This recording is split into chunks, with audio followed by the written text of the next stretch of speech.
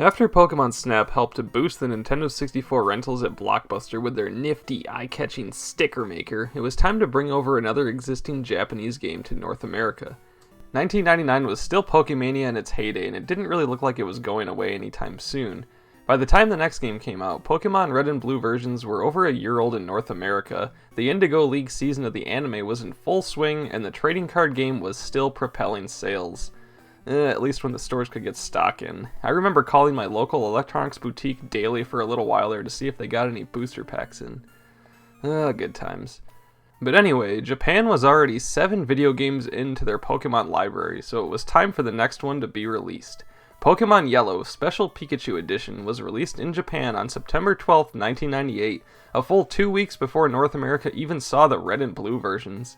Pokemon Yellow version was the start of a trend that would continue on to most generations, with an enhanced version following a pair of releases. But alas, we will get to those later.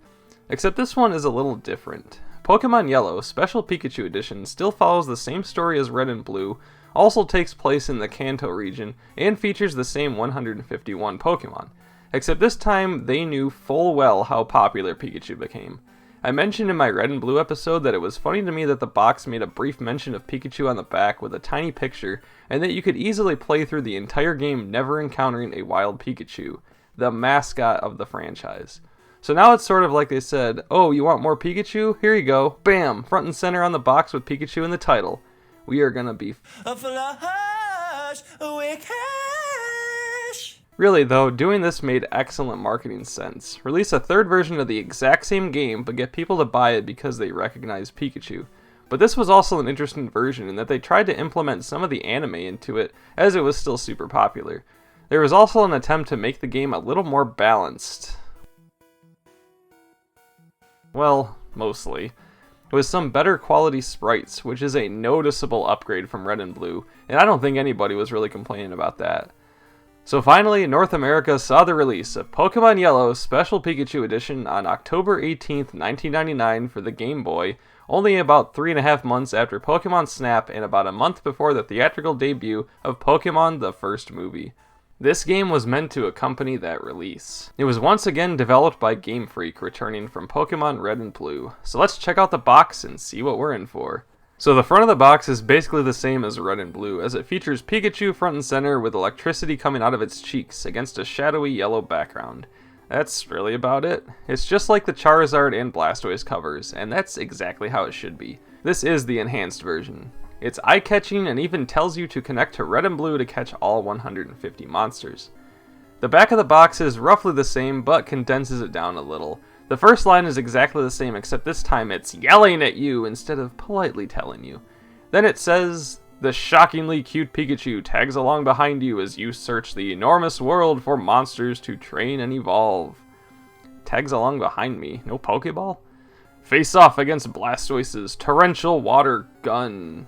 The other box says water cannons, so that's a weird change. I get that water gun isn't attack, so maybe that's why. But if I were describing a Blastoise, I wouldn't say it has water guns, I'd say water cannons. Also, I don't think you fight a single Blastoise the entire game. Stand strong when facing Pidgeot's stormy gust. Yeah, that one's the same.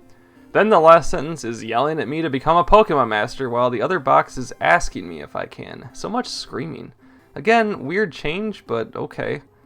The first bullet point is way different though. Battle a friend in the new Coliseum 2 for the Pika Cup, Petite Cup, and Poke Cup titles. Requires 2 yellow versions and a Game Link cable, each sold separately. I don't know what any of that is right now, but okay. Sounds like an added mode if you find someone else with the yellow version. Print out your Pokédex data with a Game Boy printer and a Game Link cable, sold separately.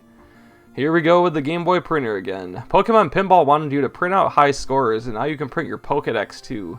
If you're into that, then awesome. I never personally owned a Game Boy printer, so maybe it was a neat little addition, I don't know. And the last 2 lines are roughly the same thing. Gotta work on those reading skills to enjoy this game too. The pictures around are also the same, except no Pokeball, and Pikachu is weirdly more hidden behind a picture. I guess I don't quite understand some of these changes. This game is Pikachu, so why hide it more? The 2 game pictures are similar, with one being your character walking around, except, yeah, look at that. Pikachu does actually follow you around. That's a cool little change. Kind of personalizes it more. The other picture is a level 15 Pikachu using Thunder Wave on a poor level 5 Caterpie. That's a shame. But one other thing sticks out at the top there. This game is now compatible with the Game Boy Color, which was already out for almost a year at this point in North America. So yeah, Pokemon Yellow was still a standard Game Boy release, even though Pokemon Pinball was for the Game Boy Color before it. This does make sense, as you are intended to directly link this game to Red and Blue, both original Game Boy releases, so it really wouldn't work if this was a GBC release. There are actually some Game Boy Color games that work on the original Game Boy, but it depends. This is just letting you know that it will work on the Game Boy Color if that is what you own. So that about does it for the box. Let's check out the first two parts to the game per tradition and see exactly what is different.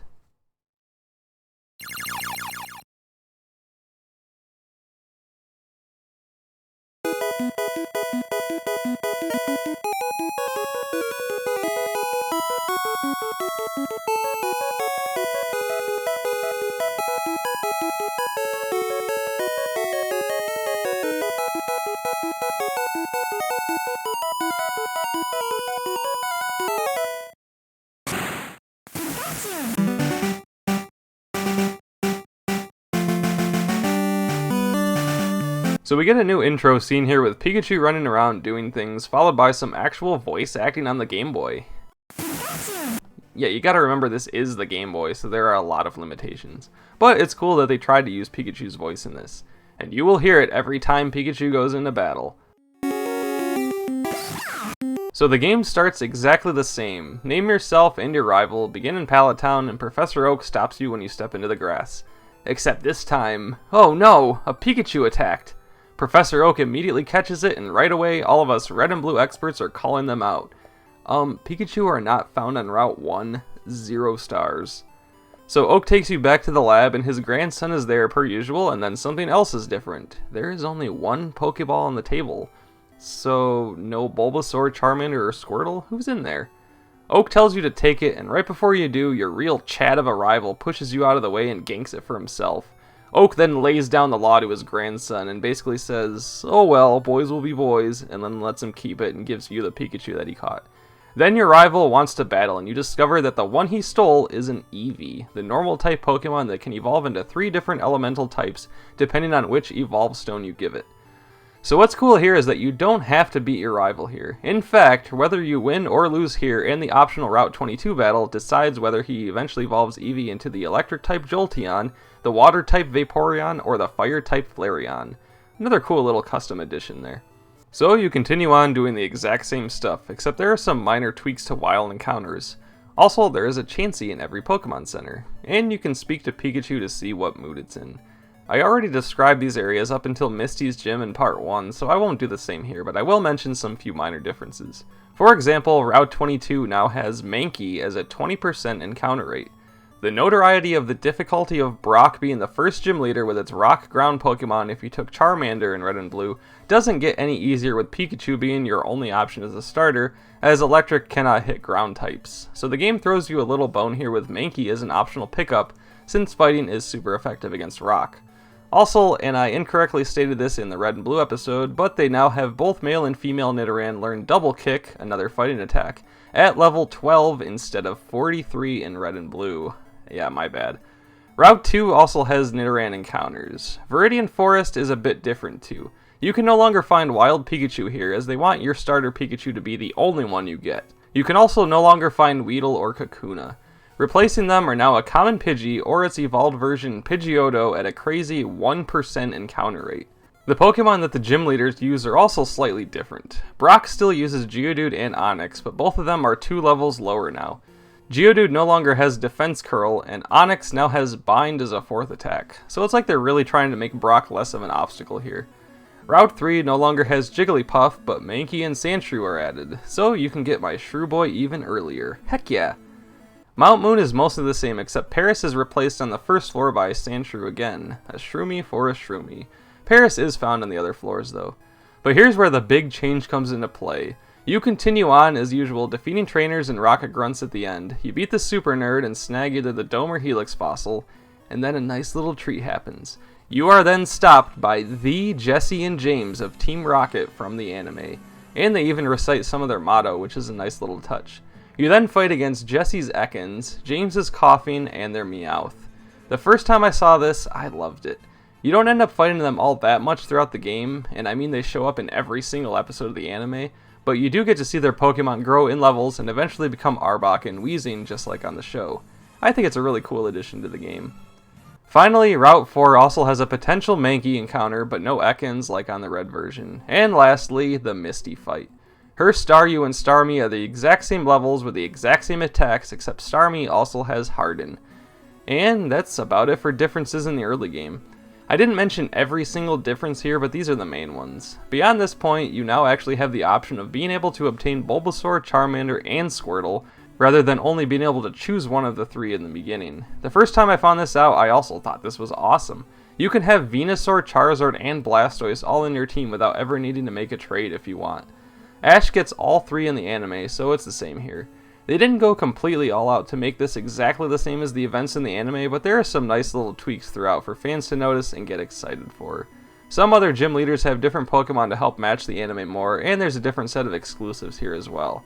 I wouldn't necessarily say Pokemon Yellow is definitively better than Red and Blue, as you are forced to take Pikachu only as your starter rather than making that legendary decision, but I would say Yellow is the better version in my opinion. It is more balanced and the Pokemon looks so much better. I also think they made it easier, but that's up for debate. Some of the AI choices in Red and Blue are pretty laughably easy. Lastly, Pikachu itself learned some different attacks, such as Tail Whip, Double Team, Slam, Thunderbolt, and Light Screen, and most of the returning ones at different levels. And finally, the biggest difference here is that Pikachu cannot evolve into Raichu. If you try to use a Thunderstone on it, it will refuse, just like in the anime. You would have to get a Raichu traded over or a different Pikachu in order to have Raichu in your Pokédex. As far as my personal history with the game goes, yeah, it was a very important one for me. It was the first Pokemon game I ever owned. I don't exactly remember if it was a gift or I bought it with my own money though. My birthday is in March and I was only 13 at the time, so it's not like I had any income. But I 100% remember going to buy it at Sears of all places back when they sold video games and stuff. My Pokemon collection kicked off at Sears. I was probably still borrowing Shane's blue version, but now this was mine. I went home and started a game, honestly very excited for it. I was so looking forward to seeing how much of the anime is in this, and since I was always Pikachu in Super Smash Bros., I considered myself a fan of the Zappy Mouse, although it wasn't my favorite. Unfortunately, the game did not disappoint. I loved it. But unfortunately, I no longer own this OG copy of it. If you happen to watch my video games from my childhood video, I spoke of a time where two of my friends and I traded in a ton of games we had to get credit to buy Madden 04, and I'm 90% sure Pokemon Yellow was one of the casualties. Even though we played Madden 04 an absolute ton, I for sure regret this decision. We lost a lot of valuable childhood games on that day. But with my Pokemon Yellow version, I don't really remember who I had in my original team, but I do have some fond memories with this. One of my favorite Pokemon gaming experiences I ever did was playing through this using Ash's exact team in the anime. This was way before there were Pokemon challenges on YouTube, so me thinking of this myself and playing through was a ton of fun. Ash releases Butterfree at a certain point, so did I. And it was also kind of challenging. Ash never evolves Bulbasaur or Squirtle, and they start to fall behind in the late game. But Pikachu and Charizard own anyway.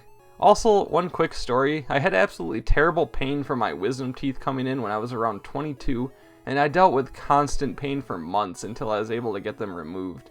I would hear how awful it was after getting them out and how much pain I would be in, and in my case it was nothing compared to how much it hurt before getting them out. I was in such high spirits afterwards, and I remember coming home to heal up and starting a game of Pokemon Yellow. I specifically remember spending some time wandering around Viridian Forest just to find that 1% Pidgeotto.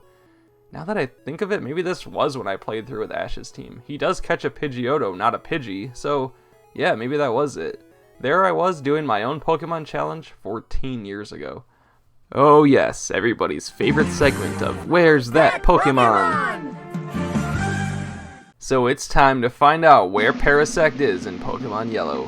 Parasect is found in the same two places as in Pokemon Red and Blue, although not quite exactly the same. In Red and Blue, Parasect is a low 5% encounter in two areas of the Safari Zone. This time, this beautiful mushroom is easier to find in the center area only of the Safari Zone, so you can add it to your team even faster. It now has a 15% encounter rate and can be level 27 or 32 instead of only 30. However, it's no longer found in Area 1. For the post-game crew, Paraspective is once again found in the Cerulean Cave on the first floor, also with a low 5% encounter rate. But this time, they made it even scarier as you find it at a mighty level 54 instead of 52. What an absolute mad lad. But that's not all, they actually added some moron who wants to trade away their Paraspective on Route 18 just west of Fuchsia City. What do they want in return? A stupid Tangela. Yeah, I don't know if I should be completely disgusted that someone wants to give away their Shroom Boy for a lowly Tangela of all things, or rejoice that there is yet another way to acquire a Paraspective. But it is an option, and this guy named it Spike. Spike the Paraspective exists in Pokemon Yellow. I think that's what I'm going to name my little plush friend here. Spike. And of course, you can always evolve Paras at level 24, once again found in Mount Moon and the Safari Zone. So Pokemon Yellow's Special Pikachu Edition found itself getting pretty solid B grades on average, with this one strange anomaly. It's also interesting to note that this was the final game released on the original Game Boy. I already mentioned the Game Boy Color was well into its life, so this isn't much of a surprise. However, it didn't sell nearly as well as Red and Blue did. In fact, it sold less than half of those. But these sales are counting Red, Green, and Blue, so dividing that by 3 puts Yellow higher. I mean, you can look at it how you want to, though. It gets more complicated with different versions to consider. And really, they're all considered part of the same Generation 1 line anyway. But still, Pokemon Yellow ended up being the 4th best-selling Game Boy game of all time, falling just behind Super Mario Land, and of course, Pokemon Red and Blue and Tetris.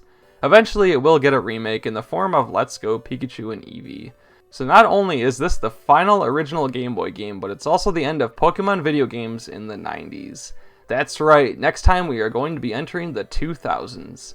A new decade and 26 Pokemon games to discuss within that decade. Yikes. Yeah, 26 games in a 10-year span. Pokemon has never been shy to game releases, that's for sure.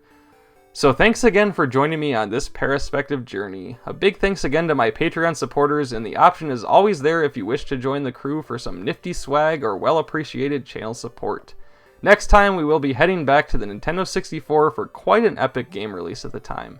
It's another game that was already out for a while in Japan, but we're headed back to 3D, baby! Paraspectre will return for Pokemon Stadium.